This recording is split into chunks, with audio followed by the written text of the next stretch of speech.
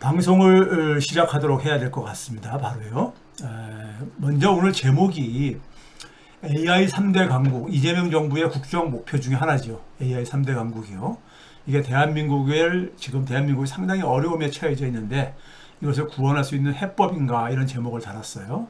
제가 그동안에 이제 이재명 정부에서 추구하는 주요한 국정 어떤 하나의 목표들을 제가 하나씩 점검을 했는데 오늘도 그 연장선에서 얘기를 하는 겁니다. 지금 우리가 10대, 20대들, 특히 이제 뭐 10대들 같은 경우 더 한다고 생각이 드는데요. 10대, 20대들은 굉장히 힘들다는 이런 이제 그러니까는 느낌을 소위 말해서 이제 그러니까 20대 젊은이들한테 공감을 얻을 수 있는 하나의 이제 허무라고 그러더라고요. 허무요. 왜냐면 너무 살기 힘들다 이거죠. 너무 살기 힘들다 보니까는 어떤 희망을 가질 수 없는 우리 자녀들, 우리의 미래들이 그런 생각을 갖고 있다는 것은 참으로 지금 안타깝고 우리가 특히 기성세대들은 무거운 책임감을 느껴야 됩니다.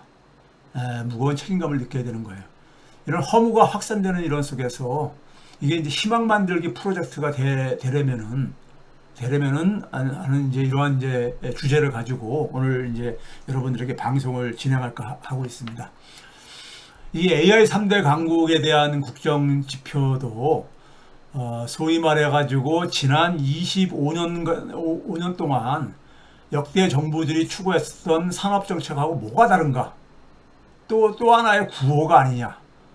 정권이 바뀌게 되면은 그러니까는 사그라드는 또 하나의 구호가 아니냐? 뭐 이런 지적부터 그 다음에는 AI 3대 강국의 이 추진 방식을 보게 되면은 결국은 재벌과 대자본들의 입장 속에서 이 중심으로 추진하는 게 아니냐. 그런 점에서 그러니까 오히려 그러니까는 이 사회경제 생태계에 별로 이 개선에 도움이 안 될 것 같다. 이런 지적들도 많이 나오고 있는 상황 속에서 우리가 좀 한번 이제 이게 굉장히 이재명 대통령이 자기는 그러니까는 이 청년들에게 미래를 개척한 그러한 대통령으로 그러니까 기억으로 남기를 원한다 그랬는데 그게 저는 진실한 마음이라고 생각이 하고요.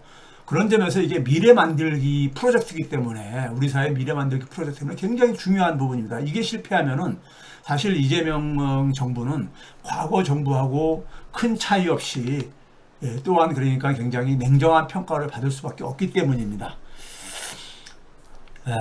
그 전에 제가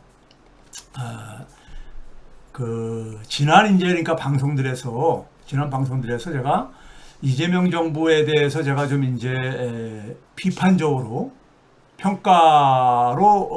비판적인 평가로 이제 들으신 분들은 사실 뭐 제가 표현한다면은 좀 조언을 드리는 거죠. 비판이라기보다는 아직까지는 조언을 드리는 이런 마음입니다. 조언을 드리는 건데 그래서 이런 말들이 있더라고요. 100일뿐이 안 됐는데 너무 아픈 지적을 하는 게 아니냐 이런 이제 얘기도 있어요.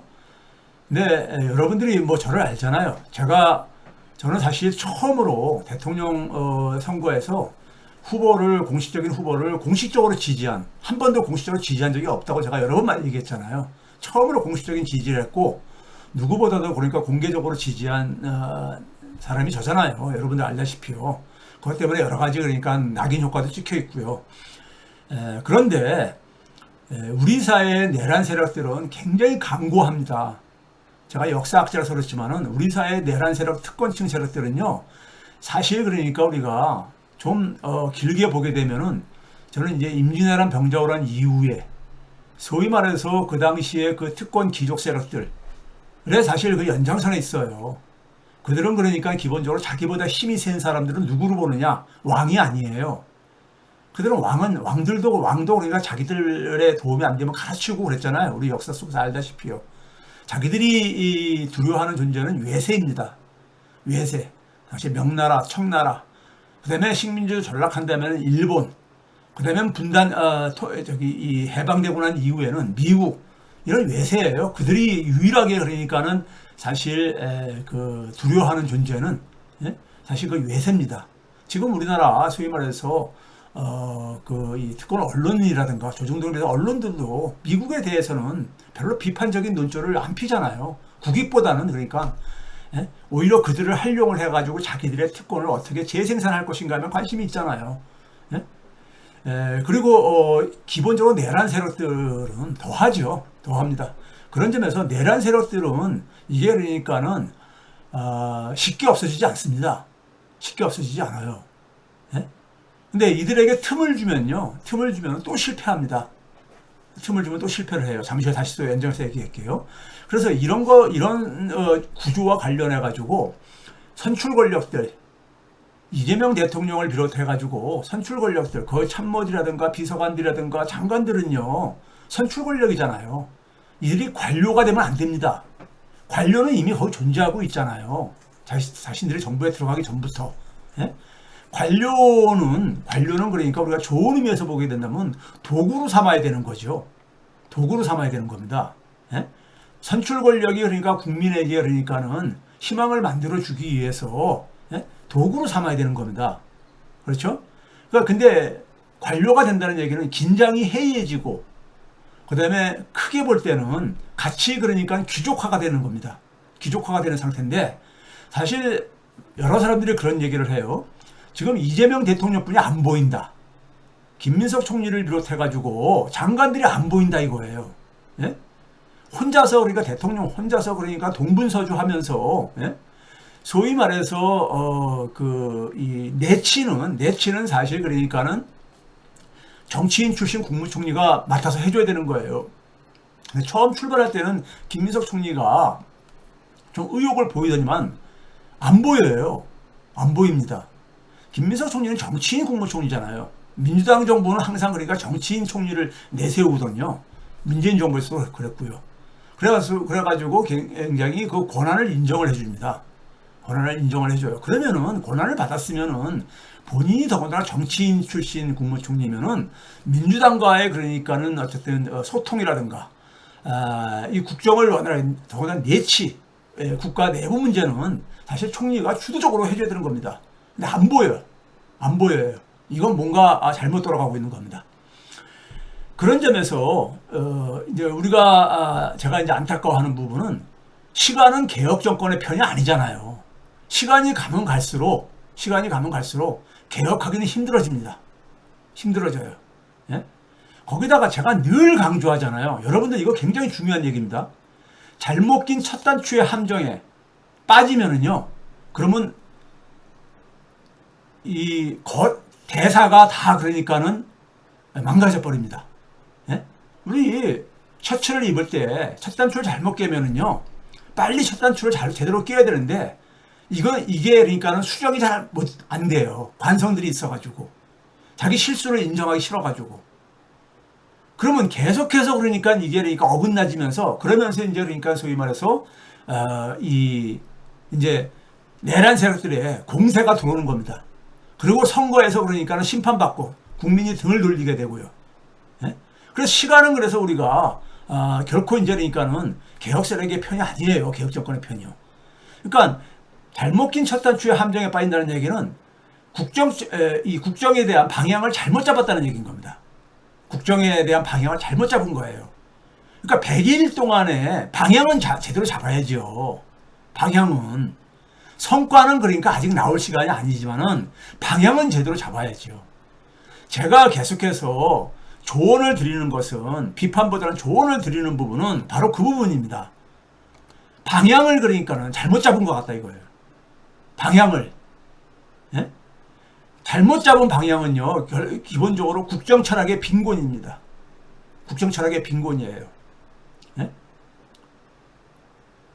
지금 최근에 이제 그러니까는 누굽니까?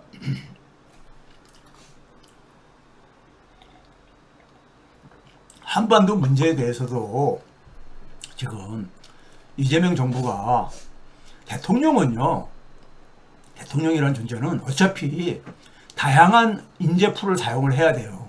다양한 인재풀을. 그리고 또 그 속에서 서로가 균형도 맞춰야 되고요. 역할 분담도 시켜야 되고요.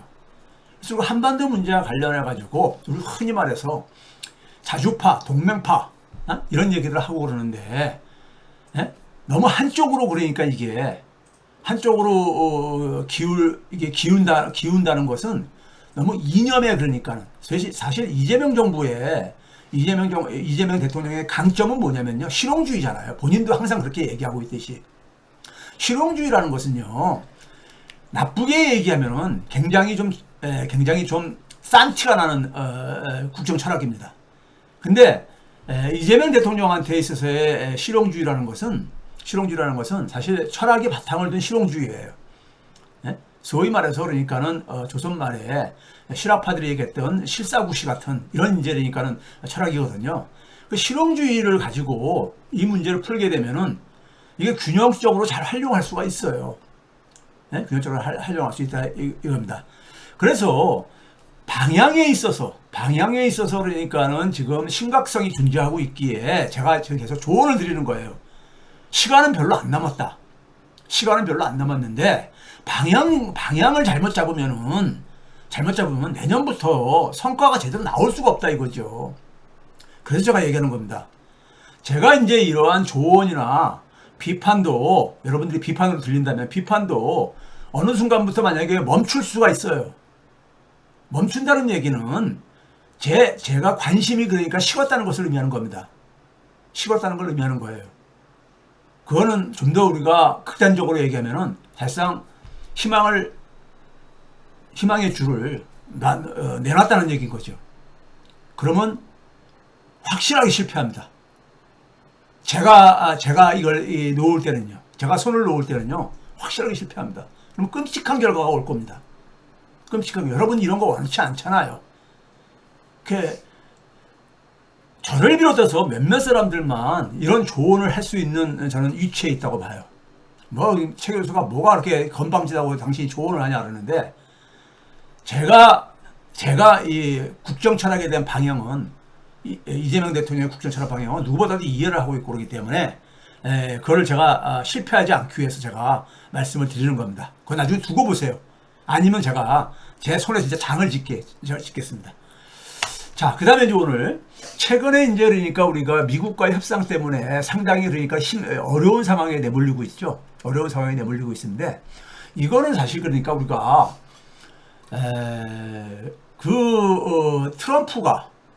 트럼프가 사실은 그러니까 지금 하는 행동이,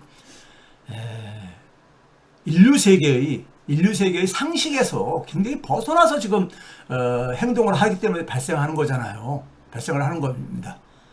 그런데 우리는 일본하고 상황도 틀리고 일본처럼 할 수도 없어요. 할 수도 없습니다. 우리는 일본보다 더 협상도 잘 해야 되는 것이고요. 그게 그러니까 사실 이재명 대통령이 가지고 있는 강한 그러니까는 이번에도 그러니까는 국익 중심의 이 모습에서 우리가 읽을 수가 있었던 것이에요. 근데 이 어려운 상황을 지금 내란 세력들과 특권층들은 사실 국가 이익보다는 자신들 개인의 그러니까 이익에 더 관심이 많은 사람들이에요. 관심에. 즉 이재명 정권이 이런 어려움에 직면하게 되면 그걸 이용을 해가지고 이재명 정권이 무너지기를 혹은 자기들이 그러니까는 자기들의 말을 잘 듣는 그런 정권으로 변화되기를 바랍니다. 그래서 이 공세가 지금 들어오고 있잖아요. 공세가 들어오고 있는데 자, 우리가 항상 위기는 기회가 우리가 같이 공존한다는 말이 있잖아요. 저는 이 위기를 기회로 전환시킬 수 있는 게 이재명의 강점이라고 생각합니다. 이재명의 강점이에요. 이재명의 강점은 앞에서도 얘기했듯이 실용주의에 기반을 한 그리고 뭐냐면은 대부분 사람들이 납득할 수 있는 그러니까 소위 말해서 보편주의죠. 보편주의 그러한 그러니까 가치관, 세계관을 갖고 있어요. 예? 이재명 대통령의 강점이라는 것은요. 예? 그러니까 실용주의라는 것은 현실적으로 그러니까 우리가 모두가 그러니까 득이 되는 방향으로 그리고 대부분이 그러니까 우리가 공감할 수 있는 이게 이재명 대통령의 강점이에요. 이걸로 돌파해야 됩니다. 한미 협상은요. 지금 한미 협상은 세계가 지켜보고 있습니다. 세계가 지켜보고 있어요.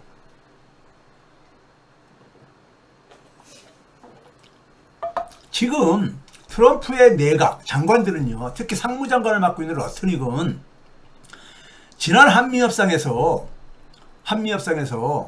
사실 본인이 그러니까 제대로 그러니까는 미국의 이익을 제대로 챙기지 못했다는 이런 공격을 많이 받았어요. 특히 트럼프 지지층들한테. 대표적으로 농산물 시장 개방, 쌀 시장 개방 이런 것들 그다음에 축산물 시장 개방, 소시장 이런 개방들에 있어서 제대로 이걸 관철 못 시켰다. 이걸 굉장히 공격을 받았습니다. 그리고 또 한 가지는 이 내각팀들은 서로 지금 트럼프한테 그러니까는 자기가 그러니까는 트럼프의 그러니까는 입지를 강화시켜주는데 기여를 하고 있다는 그러니까 그러한 역할을 보여줘야 돼요. 보여주기 경쟁을 하고 있는 겁니다. 거기에 러트닉이 지금 제일 앞에 선두에 서 있는 겁니다. 근데 러트닉이 지금 그러니까는 소위 말해서 우리 한국 사람 입장에서 볼 때 많은 헛소리들을 하고 있잖아요. 선불로 3,500달러 내놔라, 5억 달러 내놔라. 트럼프와 같이요. 이거 한마디로 억지입니다. 현실적으로 우리가 수용하기에 불가능한 거예요. 그만큼 이제 우리가 만만히 보인다는 거죠.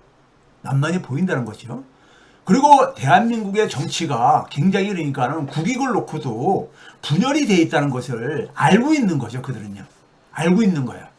그런 점에서 우리나라의 그러니까 사실 특권층과 내란 세력들이 더 저는 괘씸하다는 것입니다. 국익보다도 자기들의 정파적인 이익, 자기들의 개인적인 이익을 놓고 그러니까 하나의 목소리로 단결을 해가지고 한국의 이익을 추구할 생각은 하지 않고, 그냥 이재명 정권의 그러니까 한미 협상을 가지고 공격만 하잖아요. 대안도 제시 못하고 있잖아요. 자기들이 했으면 그냥 다 들어줬을 거야 아마요. 그러니까 윤석열 정권이었으면요. 안 그러겠습니까? 끔찍한 겁니다. 자, 그런 상황 속에서 이재명 정권이 지금 해야 될 일은 뭐냐면요. 이 난제를 돌파하려면은 해야 될 일은 뭐냐면요. 제가 얘기했던 실용주의식 보편주의로 이걸 돌파해야 되는데, 그러기 위해서는 국내에 있는 국민들에게 공감대를 만들어내야 되고요. 그러니까 지지층들한테 이재명 정부가 우리 국민들의 정권이구나. 우리 국민들의 정권이라는 것에 대한 이걸 확신을 줘야 되는 것이고요. 그런 점에서 뭐냐면은 국내적으로 정치 효능감을 만들어줘야 됩니다. 효능감을 만들어줘야 되는 거야. 특히 서민들한테. 제가 말하는 서민이라는 것은요, 대한민국에서 서민은 저소득층뿐만 아니라 중산층까지 포함되는 겁니다. 제가 그동안 우리나라 수치로 소득 불평등, 소득의 분포를 쭉 말씀을 드렸잖아요. 그거 보게 되면 우리나라는 사실 10% 이하는요, 다 사실 중산층입니다. 본인들이 고소득층이라고 생각을 안 해요. 소득이 그만큼 그러니까는 굉장히 이 중산층 수준이 안 돼요. 중상층 정도뿐이 10% 밑은요. 자, 그래서 국내적으로 정치 효능감을 줘야 돼요. 그래서 진짜 서민을 위해서 일하는 정권이구나. 그가 항상 얘기했듯이 억강부약 대동세상에 이러한 국정 철학을 실천을 하는구나. 이런 느낌을 줘야 돼요. 그래야지만이 소위 말해서 실망을 안 하고 계속해서 힘을 모아줄 게 아니겠습니까? 또 하나는 뭐냐면요. 트럼프의 지금 방식이 세계 속에서 공감대를 형성하지 못하고 있잖아요. 미국의 힘에 눌려가지고 눈치를 보고 있을 뿐이지, 트럼프가 미국이 그러니까 과거처럼 그러니까는 어떤 상식에 기초한 이러한 그러니까는 이 협상을 그러니까는 하고 있지 않다고 얘기를 하고 있는 거잖아요. 이게 다들 동의하고 있는 거잖아요. 그러면 이 상황을 우리는 어떻게 돌파해야 되느냐? 지금 미국이 요구하는 지금 3,500억 달러를 선불로 내놔라. 이거는 불가능한 거예요. 우리나라 외환보유고가 한국은행에서 그러니까는 그 저기 총액 다 모아도 4,100억 달러인데 이 4,100억 달러는 그냥 수치이고요. 우리가 동원할 수 있는 현금은 몇 푼 되지도 않아요. 예? 이게 불가능한 겁니다. 불가능한 거. 그래서 우리가 통화 스와프를 얘기하는 거예요. 예? 통화 스와프를 얻어내주면은 그 돈 니네들한테 그러니까 지원받은 그 돈을 가지고 그러니까 우리가 투자를 그러니까는 하겠다 이겁니다. 이것도 필요 조건이죠. 그 다음에 어떤 방식으로 그러니까 우리가 투자를 하냐는 것은 또 다른 문제이고 협상 문제이고, 예? 그러면 이제 우리가 이 통화 스와프라는 게 일종의 이제 그 마이너스 통장이거든요. 쉽게 얘기하면요. 마이너스 통장입니다. 우리가 필요할 때 그러니까는 우리나라 돈 갖다 맡기고 달러 갖다 어디다 쓰는 거란 말이에요. 예? 그러면 우리가 3,500억 달러 투자하면 3,500달러 정도는 최소한 그러니까 마이너스 통장으로 달러를 좀 그러니까 달라 이겁니다. 그러니까 예? 그렇게 요구하는 거예요. 그리고 이제 우리는 그거 갖다가 투자를 하게 되면 거기에 대한 이자 정도는 비용으로 우리가 생각하겠다 이거죠. 예? 그거는 그러니까 굉장히 현실적으로 대응하는 겁니다. 그거 안 하면은 우리 달러 지금 그러니까는 그거를 투자할 돈도 안 돼요. 동원할 수가 없어요. 이거는 그러니까는 누구나 다 아는 얘기야. 좀 전문가들은요. 국민들만 빼놓고. 예? 일반 국민들 경제에 대한 잘 이해가 떨어지시는 빼놓고는 다 아는 얘기예요. 예? 그러면 대한민국 그러면 완전히 뭐 저기 외환위기 바로 벌어져요. 이런 상황이요. 예? 자, 그래서 이건 말도 안 되는 얘기고요. 자, 그러면 이런 상황 속에서 이제 힘겨루기가 미국도 그러니까는 지금 미국 내에서 이거 좀 너무 몰아붙인다. 좀 말도 안 되는 것을 몰아붙인다 하는 이런 이제 그러니까 분위기가 있어요. 예? 동맹국가인 한국에 대해서 너무 그러니까 이거는 가혹한 것을 요구하고 있다 이런 얘기가 있거든요. 그래서 이거는 그러니까 좀 당분간 좀 그러니까 우리가 냉각 시간을 좀 가지면서 계속해서 대화의 창구를 열어놔야 되죠. 그러면서 우리가 해야 될 일이 있어요. 해야 될 일은 뭐냐? 자, 우리도 그러니까 마찬가지로 우리가 그러니까 지금 미국하고 지금 그러니까 미국의 관세에 공격하겠다는 거 아닙니까? 그러면 우리는 뭐냐면은 우리는 수출의 피해를 최소화해야 되는 거 아니겠습니까? 수출 피해를 최소화한다는 것은 결국은 뭐냐면 미국 시장에 대해서 계속해서 우리가 지키는 것을 미국 시장을 우리가 포기하라는 얘기가 아니라 미국 시장에 대해서 그러니까 우리가 관심도 계속해서 기울여야 되지만 노력해야 되지만은 정부하고 산업계하고 국민들이 같이 힘을 합세해가지고 지켜내야 되지만은 별개로 그러니까는 다른 미국 바깥의 시장을 더 넓히는 노력도 해야 될 게 아닙니까? 그런 관점에서 하나의 지렛대로 활용해야 될 부분이 있어요. 지렛대로. 그게 뭐냐면요. 결국 미국은 지금 뭐냐면 1대1로 각 개별 국가들 그러니까 트럼프의 방식이 그런 거잖아요. 1대1로 협상을 해가지고 자기들 요구를 그냥 강요하는 거잖아요. 강제하는 거잖아요. 그걸 피해갈 수 있는 건 결국 다자주의 강화입니다. 다자주의에 있어서 무역에 있어서 다자주의의 대표기구는 WTO 세계무역기구잖아요. 세계무역기구가 내년 3월 달에 14차 강요회의가 있습니다. 지금 트럼프가 들어선 다음에 WTO가 굉장히 유명무실해졌는데 3월 달이면 지금 이제 6개월 정도도 안 남은 지금 6개월 정도뿐이 안 남은 지금 저거예요. 카메룬에서 예정되어 있습니다. 2026년 3월 달에요. WTO 강요회의에서 거기를 이니셔티브라든가 아젠다를 그러니까 주도를 해야 된다. 뭐 우리 혼자서 그러니까 주도하기는 힘들죠. 근데 여기에 지금 그러니까 많은 나라들이 그러니까 반 트럼프 전선을 펼치고 있는 대표적인 데가 브릭스잖아요. 예? 중국과 브라질, 인도 이런 나라들이 러시아 이런 나라들이 지금 그러니까는 굉장히 트럼프하고 각을 세우고 있잖아요. 이게 브릭스잖아요. 예? 브릭스하고 더불어가지고 그러니까는 WTO 14차 강요회의에서 우리가 목소리를 그러니까는 다자주의를 그러니까 다자무역 체제를 조금 더 우리가 더 강화하자. 트럼프는 지금 탈퇴하겠다는 거 아닙니까? 탈퇴하라 이거예요. 미국은 탈퇴하라 이거예요. 그럼 미국 말고 나머지 국가들은 다 이거 WTO 체제를 지금 더 강화하길 바라니까는 WTO 체제를 더 강화하는 방향으로 이거를 그러니까는 목소리를 우리가 좀 국제사회에서 목소리를 낼 필요가 있어요. 예? 그러면 미국만 혼자 그러니까는 고립되는 겁니다. 이게 이제 강화되면 강화될수록. 근데 마침 여기에 중국이 뭐냐면은 이 소위 말해서 이 뭡니까 벽돌을 하나 그러니까 들어주고 있잖아요. 최근에 시진핑이 뭐냐면은 중국이 여태까지 뭐냐면 2001년도 11월 달에 WTO에 가입하고 난 이후에 개도국의 특혜를 그러니까 받아왔었어요. 개발도상국의 특혜라는 것은 일종의 그러니까는 여러 가지 자기들의 시장 보호를 그러니까는 시장 개방에 있어서 그러니까 선진국에 비해서 차이를 그러니까는 인정해 주는 거란 말이에요. 근데 이걸 특혜를 포기하겠다고 선언했어요. 그 얘기는 뭐냐? WTO를 그러니까 중국이 그러니까 사실 주도하겠다는 거예요. 그러니까요. WTO 이 체제를 그러니까요.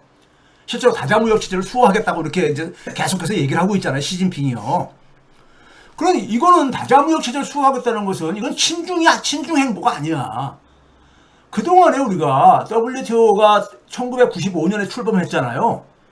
WTO 출범 이전부터, 즉 2차 세계대전 이후부터 세계의 경제는 뭐냐면 기본적으로 자유무역을 계속해서 확장해오는 방향으로 우리가 진화해 왔잖아요. 자유무역은 경제학 교과서 내에서나 경제학자들도 자유무역이 맞다고, 공동의 번영과 성장을 위해서는 자유무역이 맞다는 것이 기본적으로 공유하고 있는 사고들입니다. 그런 점에서 다자무역 체제를 그러니까 강화하겠다는 것에 대해서 미국 트럼프 정부도 시비 걸 수가 없어요. 이거는요. 미국의 경제학자들은 제가 볼 때는 적어도 표면적으로는 100%다. 거의 100%가 다자무역 체제가 맞다. 이렇게 얘기를 할 거라고요. 그들도. 왜? 그게 이론적으로 그렇게 돼 있거든요. 경제학 교과서에 돼 있거든요. 그런 점에서 내년 3월에 있을 세계무역기구 14차 강요회의를 지금부터 한국이 그러니까는 좀 목소리를 내가지고 아젠다도 그러니까는 좀 그러니까 개발을 하고 해가지고 지금 WTO 안에서 조금 더 그러니까 우리가 그동안에 교착 상태에 빠졌던 것을 돌파할 수 있는 그런 걸 먼저 그러니까는 제안도 하고요. 그래가지고 분위기를 좀 바꿔라 이거예요. 세계의 그러니까 분위기를 바꿔라 이거예요. 지금 뭐냐면 트럼프의 압박에 많은 나라들이 고통스러워하고 있는데 그 고통을 그러니까 우리가 같이 좀 나누자. 미국 말고 나머지 나라들이 그 고통을 그러니까 우리가 나누고 이 상황을 좀 우리가 같이 이겨내자. 이런 메시지를 그러니까는 한국이 목소리를 내야 되는 겁니다. 그렇게 되면은 한국의 그러니까 소위 말해서 협상력이 높아지는 거예요. 협상력이. 미국에 대해서 우리가 중국만큼의 그러니까 협상력이 없잖아요. 현실적으로. 그러니까 협상력을 잠깐 만들어야 되는 겁니다. 만들어야 되는 거야. 그래서 우리가 그 TPP를 변형시킨 CPTPP도 제가 가입해야 된다 그랬잖아요. 그것도요. 그러니까 상황이 바뀌어졌기 때문에 과거하고 상황이 바뀌어졌기 때문에 이거 가입하고 그래서 다자무역 체제, 다자주의를 그러니까는 한국이 선두에 서가지고 이 부분을 그러니까 업그레이드 시키는 것을 주도해 나가야 된다 이거예요. 주도해 함으로써 한국의 그러니까 되면서 협상력을 높여야 된다 이겁니다. 그리고 이제 우리 일반 국민들이 해야 될 일은 뭐냐? 지금 이재명 정권이 무너지기를 학수고대하는 세력들이 있잖아요. 내란 세력, 특권층 이들이요. 근데 지금 현재까지 잘 관리하고 있다 보니까는 그 목소리를 못 내고 있는 거야. 국힘당이 지금 그러니까 지금 여전히 그러니까는 윤석열 어게인의 그 늪에 빠져가지고 허우적대고 그러다 보니까는 지금 이게 이 이재명 정권에 대한 공세가 힘든 것 뿐입니다. 근데 이제 미국하고 저렇게 해가지고 상황이 꼬이게 되면은 이걸 이제 기회로 삼으려고 호시탐탐 이제 이게 지금 이제 노려오고 있는 거니까요. 항상 그랬었잖아요. 항상이요. 그러면 내란을 그러니까 우리가 청산하기 위해서 내란을 진압하기 위해서 촛불을 들었었잖아요. 촛불 국민들이 이제는 촛불을 다시 들고 광화문으로 미 대사관 앞으로 나가야 됩니다. 평화롭게 촛불 문화를 그래서 미 대사관 앞에서 미국의 그러니까는 이 말도 안 되는 것에 대해서 규탄도 해야 되고 대한민국 국민이 이재명 정권을 그러니까는 지지하고 있다는 것을 확실히 보여줘야 되는 거예요. 이런 노력으로 좀 돌파를 해주기를 바랍니다. 이거 너무 길게 하게 되면은 또 너무 재미없으니까. 그 다음에 자동차 수출이 굉장히 우리가 걱정을 하고 있는 분야잖아요. 그래서 여러분들에게 간단하게 정보를 좀 드릴게요. 2021년 이후에 자동차 수출이 우리나라가 크게 증가해오고 있는 상황입니다. 증가해오고 있는데, 올해 상황을 보게 되면은요, 맨 오른쪽이 2025년도예요. 그러니까 Q1, Q2라는 것은 1분기, 2분기를 얘기하는 것이고요. 1분기, 2분기 다 그러니까는 지난 5년 전보다, 지난 5년, 4년 동안보다도 조금씩은 더 증가해 왔어요, 계속이요. 7, 8월 달에도 그러니까 113억 달러를 기록했습니다. 113억 달러를요. 작년도가 104억 달러였었고, 2022년도가 130억 달러였었어요. 2022년도가요. 그때 이제 자동차 크게 올라갔었는데, 그때보다는 좀 지금 미흡하지만 작년보다는 그래도 아직까지 선방을 하고 있습니다. 그래서 올해 1월 달부터 8월 달까지는 여전히 그러니까는 자동차 수출이 큰 타격은 안 받고 있는데, 우리의 수출이, 그러니까 미국 시장에 대한 수출은 지금 이제 그러니까는 줄어들고 있죠. 중국도 줄어들고 있는데, 아세안 시장이 굉장히 효자노릇을 하고 있습니다. 그래서 우리가 수출 시장 다변화는 그러니까 정부가 노력을 해주고, 산업계가 그러니까 이 자동차 산업이 겪는 어려움에 대해서는 정부가 그러니까는 세제라든가 여러 가지로, 그다음에 뭐냐면은 그 원가 절감도 해야 되거든요. 이런 상황 속에서 관세 그 경쟁력이 우리가 상대적으로 불리하게 지금 불리해지는 상황이기 때문에, 그래서 원가 절감에 사실은 그러니까 이 해당 노동자들도 좀 협조를 해주고, 그 부분에 대해서 노동자들이 갖는 어떤 하나의 피해에 대해서도 앞에서 제가 계속 얘기했듯이 정부가 그것은 지원을 해줘야 됩니다. 지원해줘가지고, 그래서 국민들이 그러니까 같이 그러니까 고통을 분담하는 방식으로 그러니까는 위기를 그러니까 넘어가야 되는 거죠.